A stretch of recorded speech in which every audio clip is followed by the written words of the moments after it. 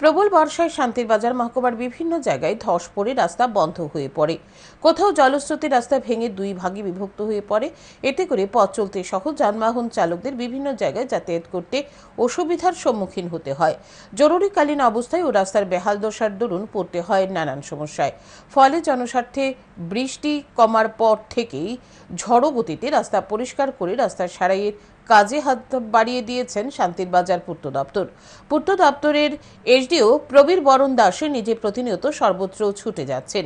যে সকল জায়গায় কাঁদা মাটির জন্য গাড়ি দিয়ে যাওয়া যাচ্ছে না, সেই সকল জায়গায় বাইকে করে কোনো প্রকার ছুটে যাচ্ছেন প্রদীপ বরণ দাস।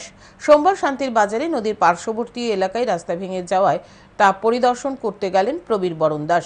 বন্যার ক্ষতি সম্পর্কে জানাতে গিয়ে প্রবীর বরণ দাস জানান, শান্তির বাজার পূর্ত দপ্তরের অধীনে প্রায় 120টি রাস্তা ক্ষতি হয়েছে, যা 180 কিলোমিটার হবে বলে জানা যায়।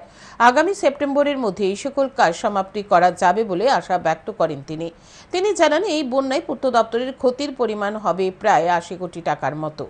রাজ্য সরকার থেকে এই অর্থে কিভাবে শান্তির বাজারের উন্নয়ন করা যায় তা নিয়ে চিন্তা ভাবনা করছে পূর্ত দপ্তর। শান্তির বাজার পূর্ত দপ্তরের এসডিও প্রবীর বরণ দাসের এই ধরনের উদ্যোগকে সকলে সাধুবাদ জানিয়েছেন এলাকাবাসীরাও।